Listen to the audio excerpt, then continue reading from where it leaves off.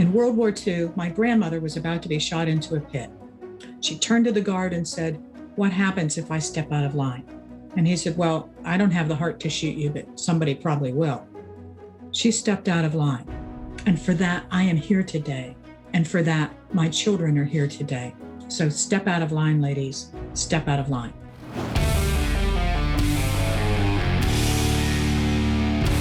My guest today is General Mari Eder. General Eder entered the United States Army in 1977 after receiving her commission as a second lieutenant in the Single Corps. Over the next 36 years, General Eder commanded at the company, battalion, brigade, and division level.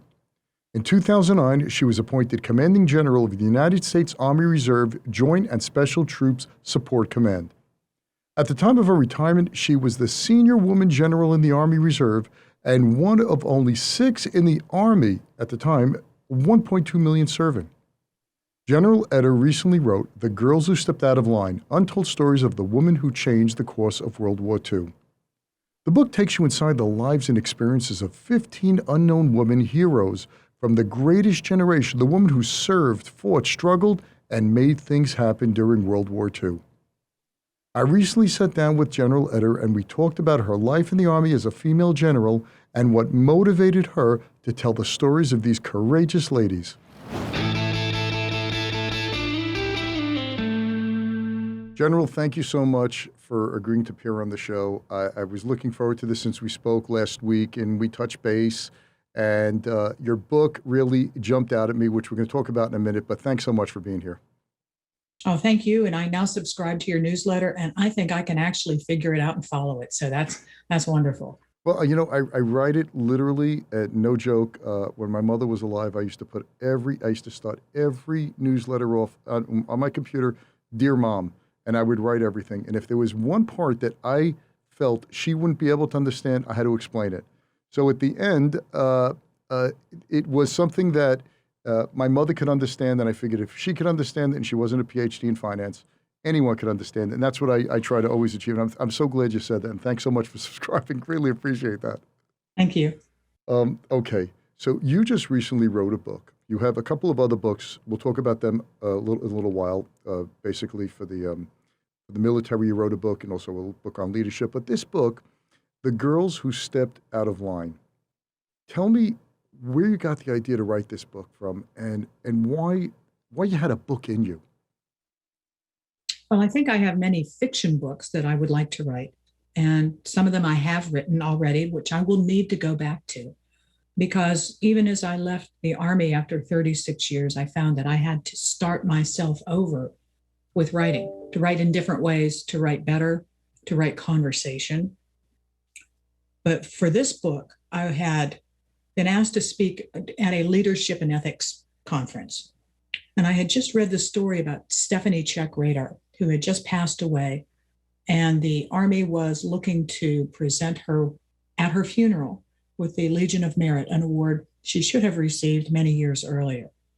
So it was a story about her service, what she had done. She was a counterintelligence agent at the end of the war. And I was just fascinated. So I saved it, and I used it as part of my presentation, along with several other obituaries I had read at the time, because the greatest generation is continuing to pass in ever greater numbers right now. So many of them are at least 100 years old or very close to that. So I had 3 or 4 of these stories saved coming up into 2019 when I heard the presentation at the Emmy Awards, and we talked about this earlier, where Alex Borstein received the award for Best Supporting Actress. And that was in Marvelous Mrs. Maisel, right? She was that character. Correct, yes. She was hysterical. She was absolutely great. So I know you've heard it, but I can tell you again what she Yeah, said. no, definitely. So she wins the award, 2019. She wins the Best Supporting Actress in a Comedy.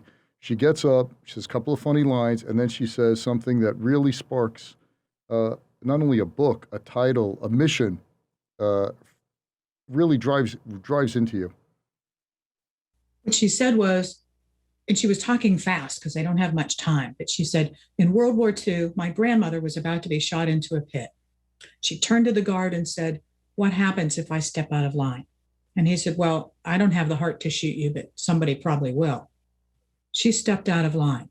And for that, I am here today. And for that, my children are here today. So step out of line, ladies. Step out of line. And when you heard that, and you already had information on Stephanie, Czech, Radar, you had one or two others, that's what motivated you to write this book? You felt that this book, these stories needed to be told? It was an immediate connection. That was it. That's what they did. And I know there are others. When you read this book, it's not about what job people had. Many books you see about World War II were about units or missions or specific units or types of jobs people had.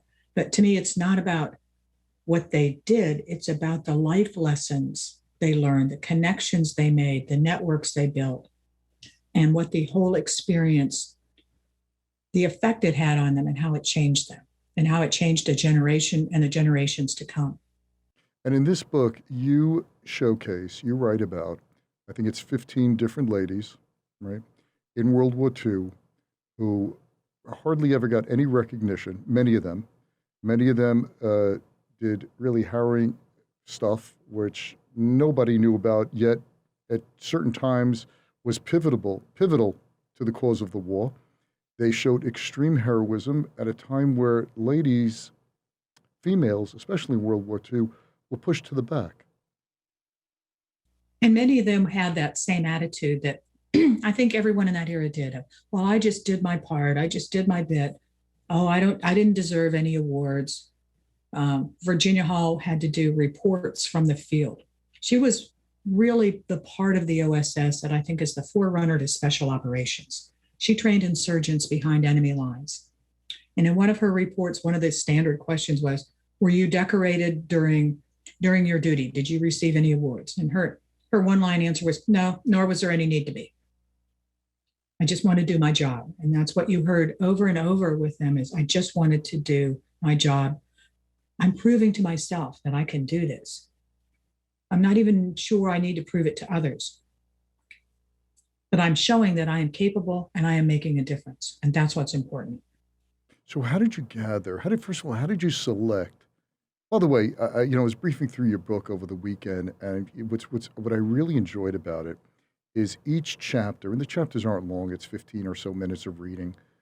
Each chapter is one character, one female hero, and you can skip around and go anywhere you want. It's really great stories, and I like what you did.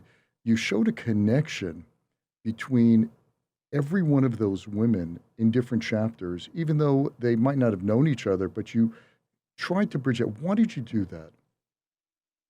I was amazed at finding that. I would have thought it's a big world. They were in wildly different places doing such different things.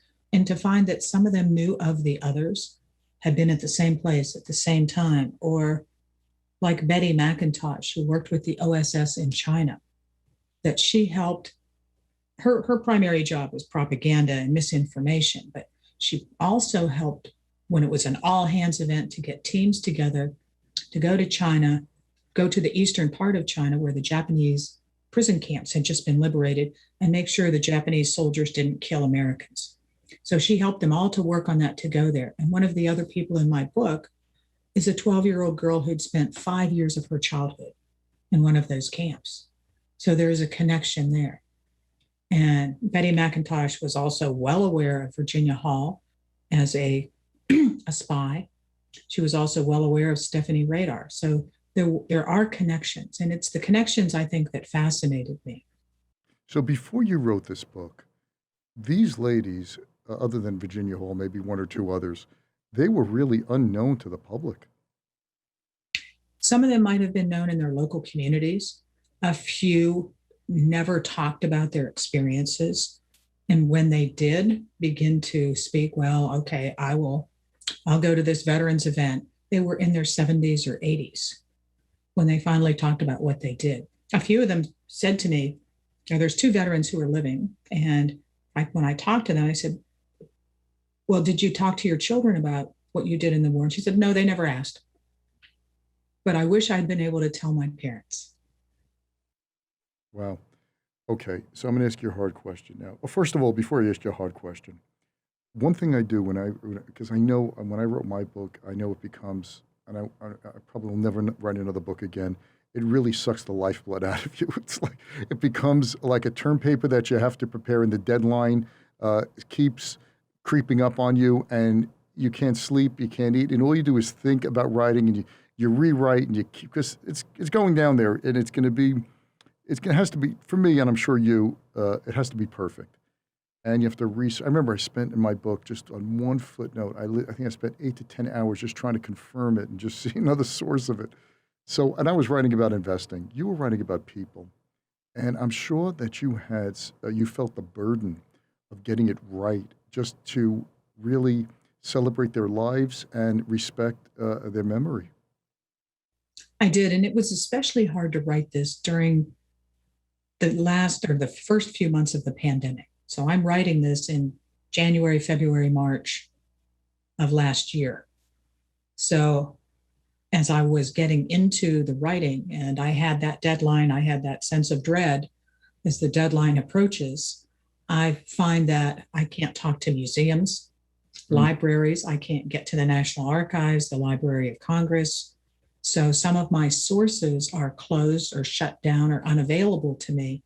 So in many cases, what I ended up doing was buying books. So I have a really good library right now of books, but it also made me do the right thing in finding these books and go back to original sources.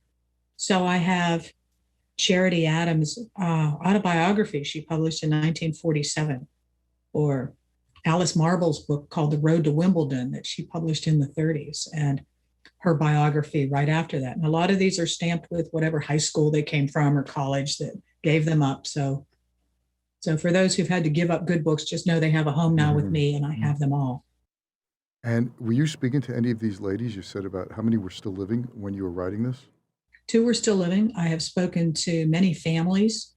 For the most part, it took me quite a while to track down families, and it was difficult. I would find places they'd spoken to before, interviews they had done, and I would try to find those reporters, photographers, outlets, and track them that way. It didn't always work. There were a few I was not able to find any family members or references for them. But for the most part, I found a great number of families to talk to. And even in some of the simple things they said, it was just amazing, their views. So I talked to Kate Flynn Nolan's children. They had 7 children. She was the nurse in the book, combat nurse in a heavy casualty hospital, about 5'3" like me. Nearly got washed away in the waves at Normandy because she landed there 2 weeks after the first troops with her unit and went the whole way to the end of the war. It was amazing. So I talked to her children. She had 2 of her sons fought in Vietnam, one in Iraq, and a granddaughter in Afghanistan. So there is a family legacy of service and the example that she set, which I thought was amazing. So out of the 15 heroes in your book, I know it's a tough question, but which one is your favorite? I don't have any favorites. You can ask me tomorrow and it would be a different person. Okay, I'm asking you today. Who's your favorite for today? Well, today I've been thinking quite a lot about Mary Taylor Previty, the 12-year-old girl, because she spent 5 years of her childhood in that camp. When she grows up, she teaches high school English, is married, divorced. And actually what happens to her is she becomes the director of a juvenile detention center. Who better to understand kids behind bars than someone who spent their childhood behind a barbed wire fence, watching Japanese soldiers practice how to kill them if they tried to escape. Right. This is like Steven Spielberg's, when I was looking through that, Steven Spielberg's movie, what was the name of it, where it talks about the Japanese invasion of Shanghai? Empire of the Sun. Empire of the Sun, where it has, I think it's Christian Bale, a young Christian Bale, who's who's separated from his parents and put in a Japanese camp and spends a couple of years there under brutal conditions. It's really a great movie. I really, because that's a facet of the war I never knew much about. And this young girl, could you just share with us how she got there, what she was doing there, what were her parents doing there?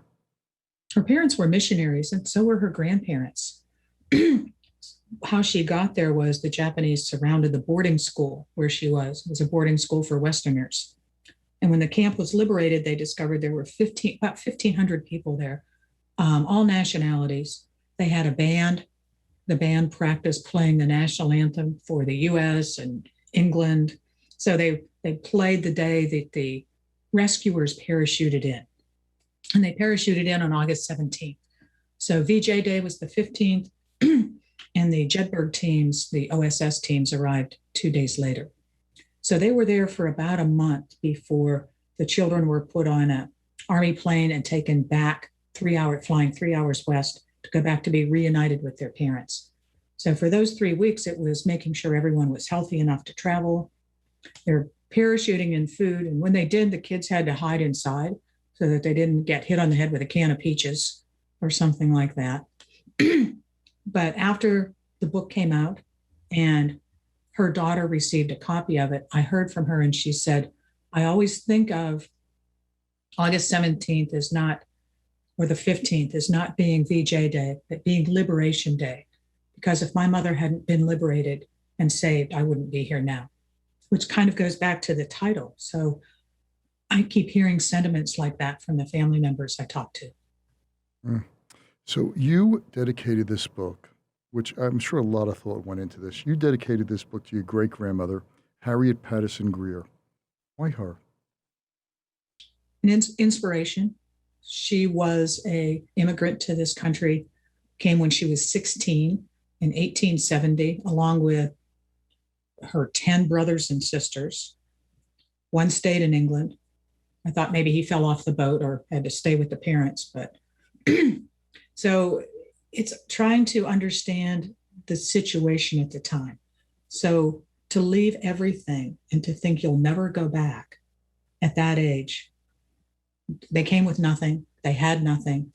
They came to a very small town in Western Pennsylvania, which is still a very small town. It's called Stoneboro. The population's about 850, to start over and to make it work. So that drive is what I recognized in many of the people in this book, like Hilda Eisen, who came to this country with nothing of her entire family, except for a small piece of embroidery she found on the wall of the kitchen after being repatriated back to her hometown.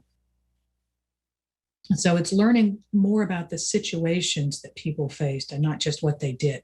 So it's the family story. Yes, they all came here then, but it's not knowing what that meant and how hard that really was. For example, all of the people in the book who joined the military, all of their orders said for the duration plus 6 months. So it wasn't just you go now and you do your bid and you come home to a parade. That meant they didn't know how long they'd be there. 4 years, 5 years, plus 6 months. That's just incredible to me. Right, especially with communications the way they were then. There was no FaceTime. There was no seeing anyone. Letters took a week or so to get from recipient to sender. It was a while. It was crazy. Absolutely, hence the greatest generation. So do you think, you what, there were 6 females who achieved your rank in the Army out of 1.2 million served. Is that more or less right? It fluctuates depending on who's still on active duty, who leaves, who gets promoted. But around that time in the Army, active Army, Army Reserve, that's about right. Okay, so you went to the Army in 1977. And did you grow up as a little girl saying, I'm going to join the military, I want to be a general, while all other kids are playing maybe cops and robbers or with dolls? No idea. Never had a thought about it. I was probably on my bicycle trying to get across the road to where the ice cream stand was. Never had a thought about doing anything with the military until I was in college and I had friends who had graduated earlier, who had joined and were having experiences that would help them with jobs later or help them later in life. And I thought I could do that too. So you were joining the army at the time when I think it was at the end of Vietnam. Vietnam was over. I think it was 75 or so. You entered the army in 77. So this is under President Jimmy Carter. Time wasn't good. The military was being cut back. American prestige was in the toilet. It was just absolutely terrible. I remember those times as being so depressing, especially living in New York, whereas a couple of years before, President Ford said to New York City, "Drop dead." That was a famous sign that New York was bankrupt. It was it was terrible. It was just a malaise in the country. It was just ugh. And the military, which most was not looked upon as something good. They were. I remember the vets coming home. They were called baby killers, and they suffered indignities coming back. And you want to join the army? There is a lot to be said for naivete that sometimes it can lead you to doors that if you knew better, you probably wouldn't open. So at the time, what I saw was an opportunity to leave the small town, to learn new things and have different experiences. And I really wasn't clever enough to see beyond that at that time. I really was not. Wow, lucky for us, you didn't. So you joined the army in 1977. You turn around, it's 36 years later. Did you think you'd stay in the army for 36 years? I thought I'd stay for 3 years. I stayed for 5 because, as you said, it was a terrible time in the country and in the military. It was not a great time to be in the army. It was not a positive place to work. Well, what was People it were like? not. One second, when you just, I'm sorry to interrupt. When you wore your uniform, and I remember at the time feeling so terrible for vets, and they came home, they took off the uniforms, never to put them on again. I remember, I think it was 86 or so, 1986 or 87. I think it was 86, maybe. There was finally in New York City, down Broadway, a parade for Vietnam vets. And the mood of the crowd was so incredible. And this was, people were spitting on these poor people when they came home 10 years or so, or 11 years before. And now there was like, we understand what you went through and how difficult it was and what PTSD did to so many of them, which wasn't recognized as well. But what was it like to be wearing a uniform in 1977? Well, you know what's interesting at that time was you talked about people coming back from Vietnam and the way they were treated. They were all draftees. They didn't choose to go. Their number came up and they went. Many people, older veterans at that time had been in Korea. So there were even still a few who might have been in World War II and Korea and then the beginnings of Vietnam. So they saw the difference in these types of conflicts and what they meant to the country. So at the time when I first came in, it was, you didn't wear it when you traveled. It wasn't a good idea to be recognized in uniform. I was discouraged. It was discouraged. It was Discouraged. discouraged later when I was in Europe too, because it wasn't safe to be recognized as a member of US Well, forces. in the United States, you're telling me from military brass really sent the orders down, or discouraged rather. It was an unwritten law, if you will. Don't wear your uniform in civilian life when you work around civilians. Really? Right. Wow. Wow, it's amazing. I never knew that. It also means you're not representing the military in the public eye. And over the years, as we've had drawdowns and changes in the number of bases, many Americans don't even know someone who has served or is serving. So right now, it's less than 1% of the country who does serve. So be out there in the uniform and be recognized and be thanked. You mentioned this parade. So if you think about draftees coming home who are not recognized, and yet we have parades today for the all volunteer force, it doesn't make much sense, does it? When you think about it logically, that why wouldn't we have recognized the people who their country called upon them and they went, rather than those who volunteered to serve? Not that I'm saying they shouldn't be recognized, but it doesn't make sense, the dichotomy in how people look at those two types of service. So in Europe, I remember at the time also before President Reagan, Europe was a dangerous place for Americans. Yes. Yes, I remember certainly there were kidnappings at the time, there were gangs. There's nothing like being stopped on the Autobahn and watching the police run by you carrying the Uzis, and you don't know who they're after or what is going on. But the German police definitely do not.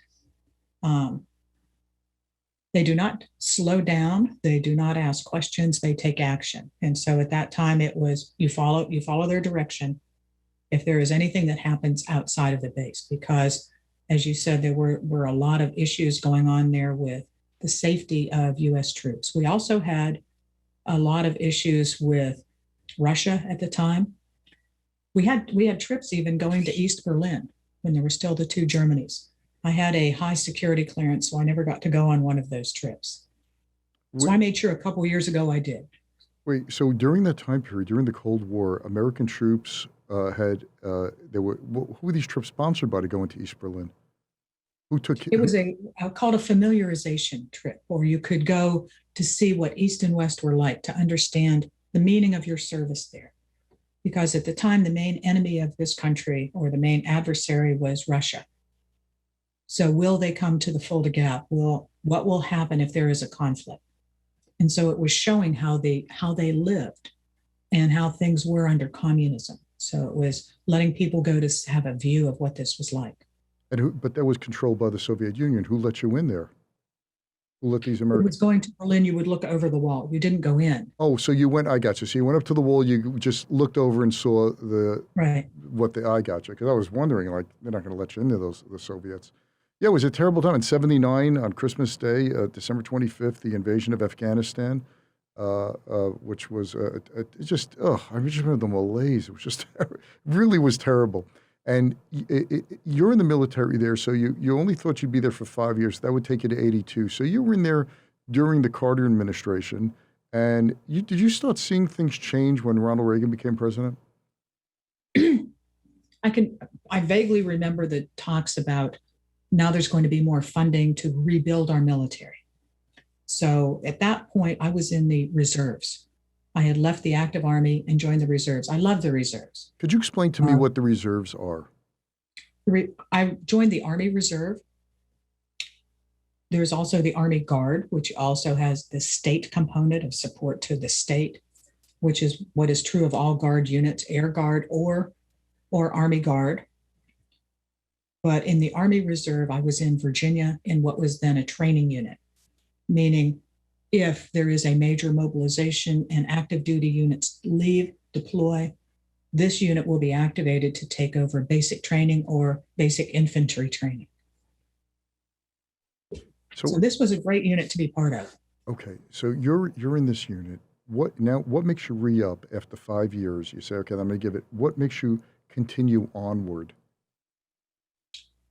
Still, there is the need to have these kind of colleagues and friends that you can't find any other way, I don't think, in any other profession. Because when you are side by side going through difficult times, even if it's a training day and it's in the rain and it's in the mud and it's just unpleasant, whatever you do with a group of people that you would never have met, known, become friends with, even colleagues with otherwise, you develop a bond that stays with you.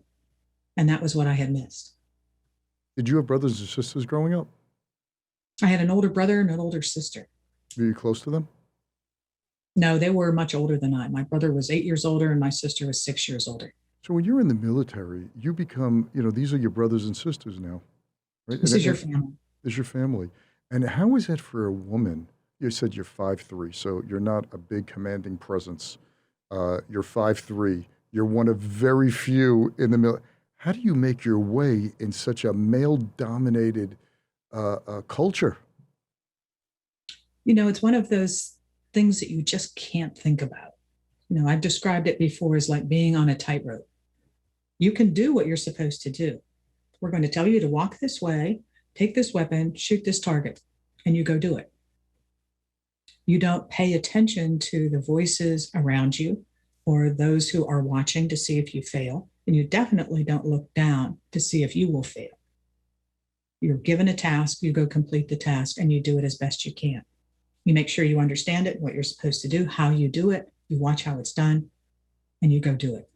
Much of the training is done in this way so that if you're in a situation that is dangerous or frightening, that you automatically do the right things and in the right order. So there's some repetition involved with some of these tasks.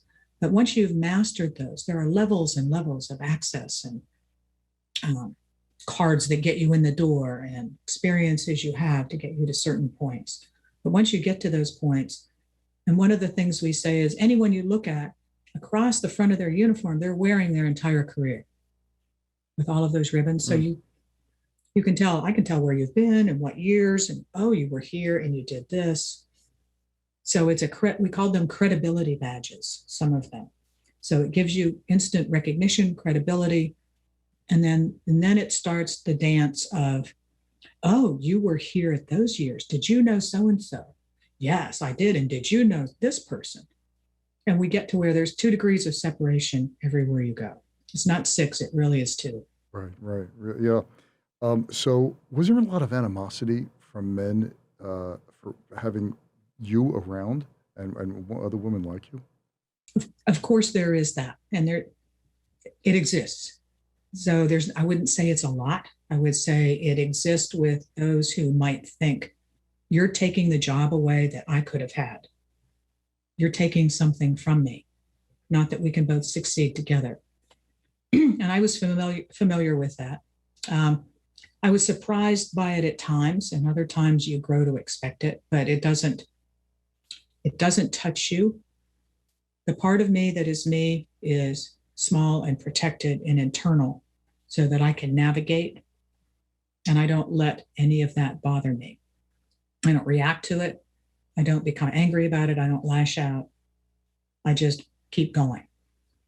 How'd you take those lessons and use them in your civilian life and post-army life? Well, I think they become part of who you are. Your post-army life, every guy I know grows a beard for a while. There's the reactions we know we're going to have, just a little bit of rebellion there. So when I first retired, I ate ice cream every day for 6 months and then had to lose all that weight. But I got to enjoy it for a little bit. And then the discipline comes back because it's always there. Were women in combat during that time period?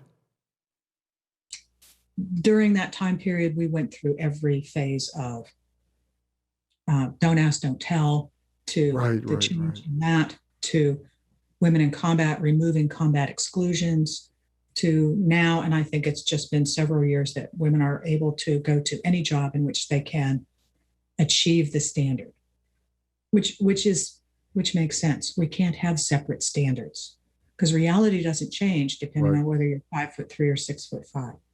Right. If you have to drag someone from a Humvee, you got to be X amount of muscle and strength, and you don't want someone who got there simply because she checked the right box. Exactly, because it's going to put everyone else in danger. Right. So you have to do the same things and do them just as well. So you commanded at the company, battalion, brigade, and division level, and all throughout your, pardon the pun, your march upwards in your career, were you like thinking every morning, oh, I want to be Major General. I want to move up. I want to be, or just, it's kind of, I've never been in the military. I have just awe and respect. In fact, several of the guests on my show have been Navy SEALs and people who've served with distinction. So I am totally in awe of people like yourself who've given so much service. So do you wake up every morning and say, because I know in the business world, a lot of people do that. I want to get to the next level. I want to get to the next level. How's that for you? Well, there's timed gates for the next level, if you will. So you can wake up in the morning and look at the book that says you must do these things before you get to that gate. And which is just like investing. You must do these things. So you know what you should do. You put it down and then you go off and do them, but you don't look at the book again for another year. You don't look at all your investments for another year because you would get too caught up in day to day. Am I doing the right thing? So if you put them away and look at them a year later, you go, I think I'm on track, check, put it away. So my goal was always, I want to make lieutenant colonel. I've done all the things I should do.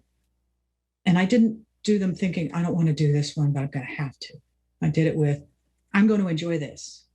I'm going to enjoy this opportunity. I'm going to learn from it everything I can. And my ultimate goal was to, and this wasn't certain. This was, well, maybe, I hope I could make colonel. 11% made, at my time, made colonel out of all of the lieutenant colonels being considered. So that was a big step.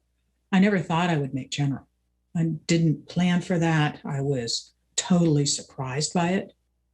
And it was a big shock. Well, why were you surprised? How does that work? Where all of a sudden you wake up one morning and some military brass comes in and says, I'll make you general.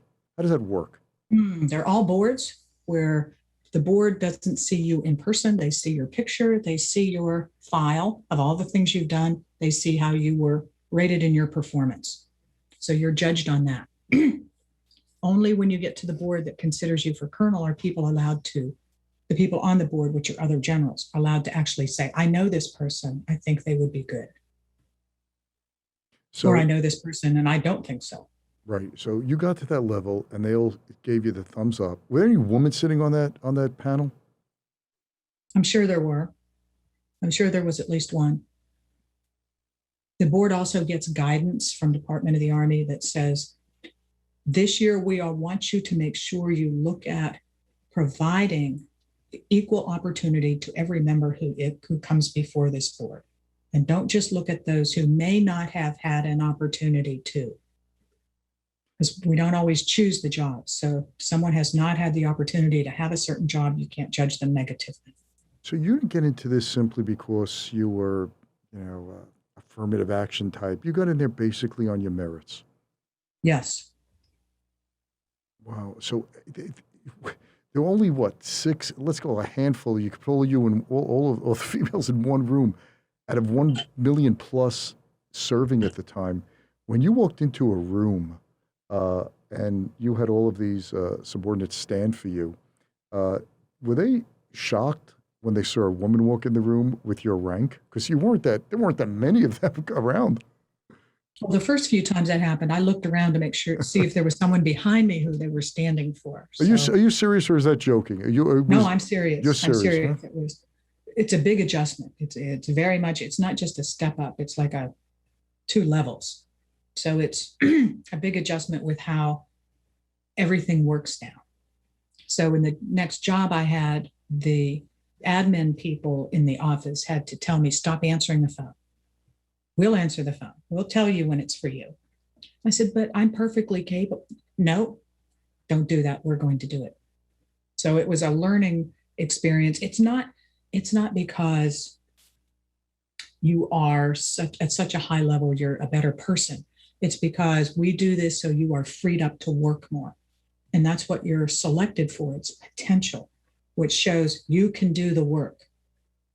So by showing not that you're a workaholic, but that you understand strategy, you know how to put plans together, you manage projects and lead people, and you know how to make a whole large organization follow your vision. So it is putting all of that together that is the reason they promote you. So when you got to be Major General, how many people were under your command? So as the Deputy Chief of the Reserve, at that time, the Army Reserve was 205,000 people.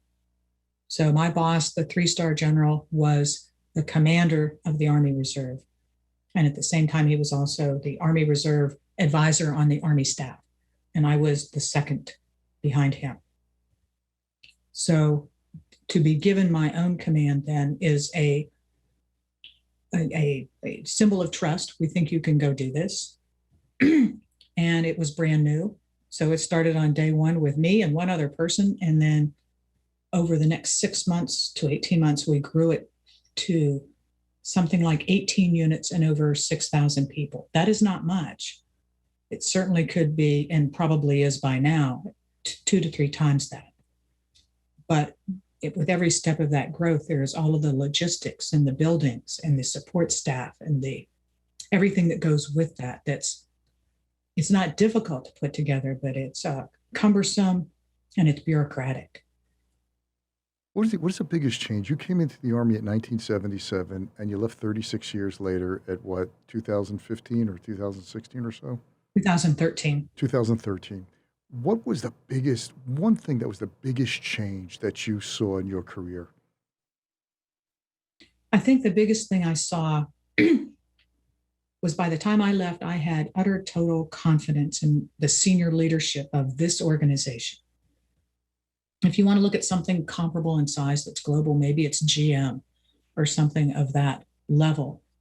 But to have a global presence in an organization that is focused on values. So this is a values-based organization.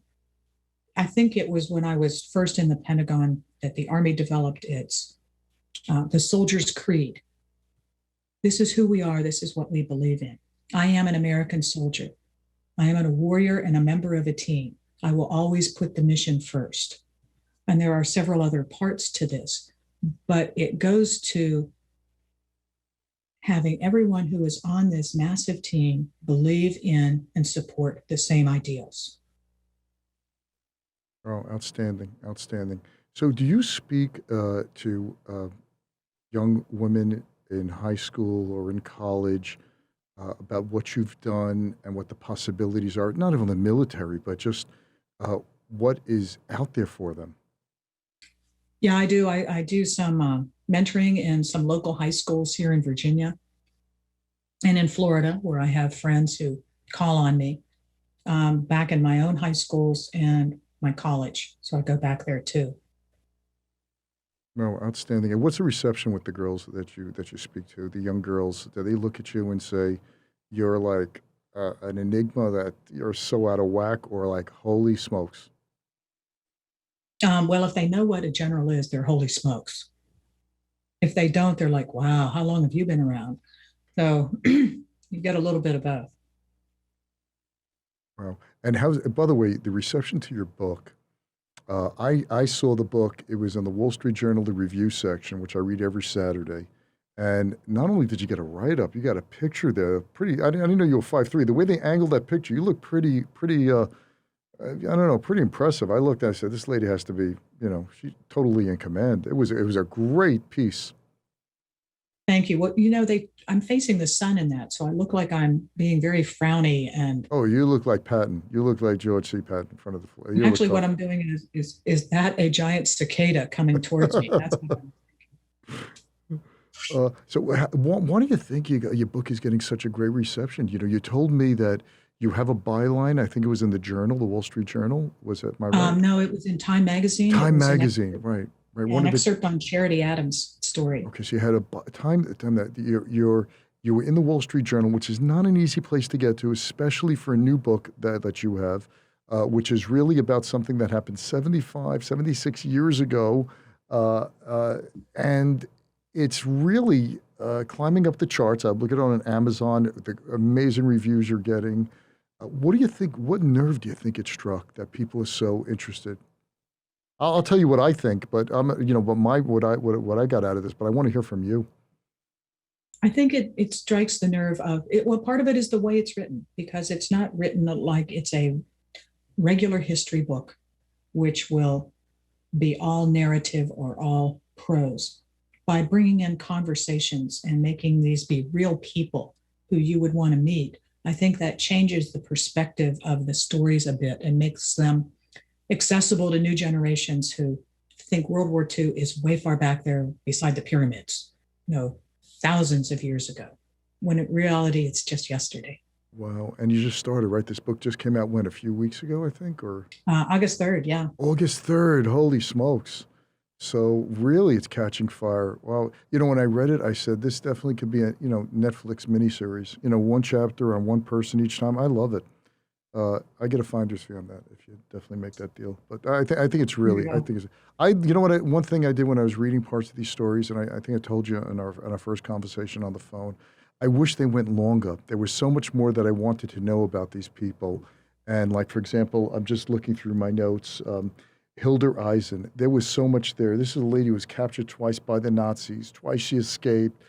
Husband was killed they took her husband, they killed him. she jumped out a 2-story window when she was going to be raped or planning to be raped, captured. This lady had moxie, and she fights with the resistance in Poland, goes back to her, just terrible, terrible. And she goes ahead with her husband in America, in California, and builds an enormous business of egg supplies. They start with little chickens, and all of a sudden they're just amazing. One of the biggest egg supplier west of the Mississippi. Yeah. By the time they sold the business in 2000. And when they started, neither of them spoke English. They saved enough money to buy about $5,000 worth of chickens. And she would package the eggs up and he'd sell them on the back of his bicycle. And as the business grew, they moved it to Norco Ranch and changed places. So he's running the business part and she's doing the marketing. So they were total business partners in this. But to come from absolute nothing to that is just amazing. And I have to think that to some extent it honors, both of them lost their entire families.